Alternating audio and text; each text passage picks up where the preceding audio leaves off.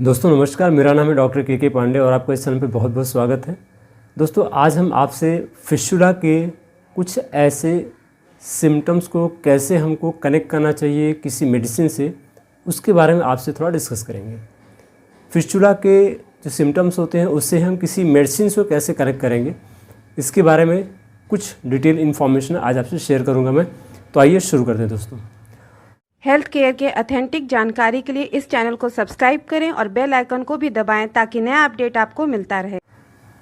दोस्तों होता क्या है कि जब भी हम किसी मेडिसिन के बारे में बातचीत करते हैं कि होम्योपैथिक में आप जानते हैं कि सारा गेम होता है सिम्टम्स के आधार पर। अगर आप सिम्टम्स को पहचानना जान जाते हैं, अगर आप सिम्टम्स को जान जाते हैं कि सिम्टम क्या बोल रहा है, किस मेडिसिन की तरफ इशारा कर रहा है, तो आप आसानी से उस पर्टिकुलर मेडिसिन की तरफ जा सकते हैं। यही कंडीशन होती है हमारे फिस्टुला में भी। जनरली लोग क्या करते हैं कि फिस्टुला में जो जनरल उसकी मेडिसिन होती हैं, जैसे सैलिसिया है, मैरिस्टिका है, नाइट्रिक एसिड है, ये देने की कोशिश करते हैं ताकि वो जल्दी से कवर होने की कंडीशन में आ जाए, ठीक होने की कंडीशन में आ जाए। जबकि होता क्या है कि जब तक आप उसकी कॉन्स्टिट्यूशनल मेडिसिन नहीं देंगे, आप साथ में दे सकते हैं इसको, लेकिन कॉन्स्टिट्यूशनल मेडिसिन बहुत ज़रूरी होती है। मैं बार बार इसी पे फोकस करता हूँ कि अगर आप किसी भी बीमारी में, सिर्फ फिस्टुला की बात नहीं कर रहा हूँ मैं, किसी भी बीमारी में अगर आप कॉन्स्टिट्यूशनल मेडिसिन पे फोकस करेंगे तो आप किसी भी बीमारी को आसानी से ठीक कर पाएंगे। दोस्तों ऐसे तमाम केसेस हैं, जैसे मैंने कई सारे ऐसे केसेस ठीक किए हुए हैं जिसमें स्टोन के रहे हैं जो कि गॉल ब्लैडर में रहे हुए हैं। या तो ये सब कुछ इसलिए हो पाता है क्योंकि हम कॉन्स्टिट्यूशन पे काम करते हैं। अगर आप भी कॉन्स्टिट्यूशनल मेडिसिन देना शुरू करेंगे तो आप देखेंगे चमत्कारी रिजल्ट, बहुत ही ज़बरदस्त चमत्कार होते हैं। और मेरे कई सारे पेशेंट इसके गवाह हैं जो इस चीज़ को यूज़ कर रहे हैं। कुछ समय के बाद मैं उनका भी एक्सपीरियंस लेकर के आऊँगा कि उनका एक्सपीरियंस कैसा रहा, तो आप देखेंगे कि कैसे वो सही हो रहे हैं। तो दोस्तों मेरा जो कहने का सेंस ये है कि आप जब भी किसी मेडिसिन को सेलेक्ट करें तो कॉन्स्टिट्यूशनल मेडिसिन पे जाएं। कैसे सेलेक्ट किया जाता है थोड़ा सा मैं गाइड करता हूँ आपको। देखिए, हर एक दवा का कुछ विशेष लक्षण होता है। जैसे रोगी होते हैं, रोगी के कुछ अलग अलग लक्षण होते हैं। किसी को ठंडी पसंद है, किसी को गर्मी पसंद है, किसी को नमकीन ज़्यादा पसंद है, किसी को मीठा ज़्यादा पसंद है, कोई लंबा है, कोई पतला है, कोई मोटा है, कोई दुबला, मतलब अलग अलग तरीके के लोग होते हैं, अलग अलग पसंद होती हैं। किसी को ठंडी में बहुत अच्छा लगता है, किसी को गर्मी में बहुत अच्छा लगता है, कोई ठंडी में भी ठंडा पानी पी जाता है, किसी को गर्मी में भी ठंडा पानी पी जाए तो उसको सर्दी लग जाती है। ऐसी बहुत सी कंडीशंस होती हैं और इन सारी कंडीशंस के आधार पर दवाएं भी अलग अलग होती हैं। ऐसे ही दवाएं होती हैं जिनके अंदर में ये सारे सिम्टम्स होते हैं, ठीक है। कुछ ऐसी दवाएं होती हैं जिनके अंदर में बहुत चिली पेशेंट होता है, उसको थोड़ी भी ठंड अगर लग जाए, गर्मी के मौसम में भी तो बहुत ठंड लग जाती है। कुछ ऐसे होते हैं जिसके अंदर में कि गर्मी में भी आपको कवर करके सोने की आदत होती है, मतलब वो कवर न करे तो उनको बड़ी दिक्कत होती है, ठीक है।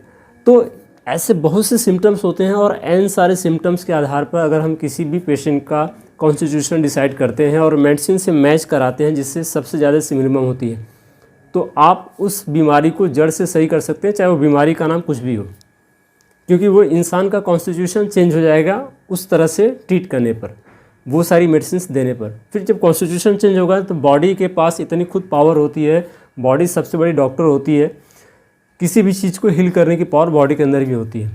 हमको सिर्फ उसको जो उसकी जो कॉन्स्टिट्यूशन डिस्टर्ब हो गया है कहीं न कहीं पे टॉक्सिन्स की वजह से या किसी और इमोशन की वजह से, बड़ी बार क्या होता है इमोशंस दिमाग में बैठ जाते हैं, हमारे दिल में बैठ जाते हैं, कभी शॉक लग जाता है, धक्का लग जाता है, बहुत सी ऐसी चीज़ें होती हैं जो कि इमोशनल लेवल पे हम जाके थोड़ा डिस्टर्ब हो जाते हैं। तो वो सारी चीज़ें जब हमारी सही हो जाती हैं अंदर से, हमारा इमोशंस अंदर से जो रिलीज हो जाता है, बड़ी बार हम इमोशन को दबा के बैठे होते हैं, कभी शॉक लग गया, कभी गुस्सा बहुत ज़्यादा हो गया, कभी कोई ऐसी अप्रिय घटना का सामना करना पड़ा, तो ऐसी बहुत सी चीज़ें होती हैं जो कि हमारे दिमाग में बैठी होती हैं। तो उनकी वजह से क्या होता है कि चूँकि ये चीज़ें हमारे दिल दिमाग में बैठी होती हैं तो उसकी वजह से हार्मोन डिस्टर्ब हो जाता है।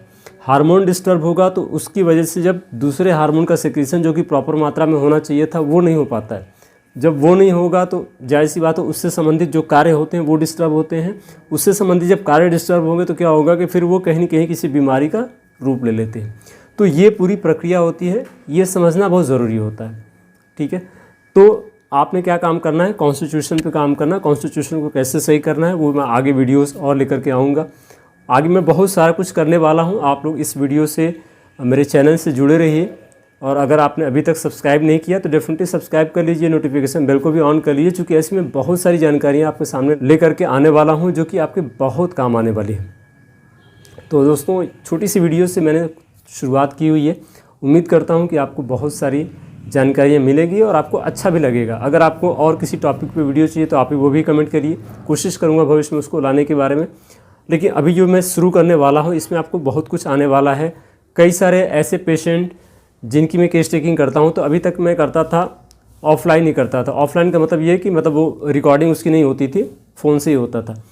लेकिन अब कुछ एक आपको मैं केस टेकिंग ऐसे भी करके दिखाऊंगा कि कैसे केस टेकिंग किया जाता है, चाहे वो फिस्टुला का हो या किसी और बीमारी का हो।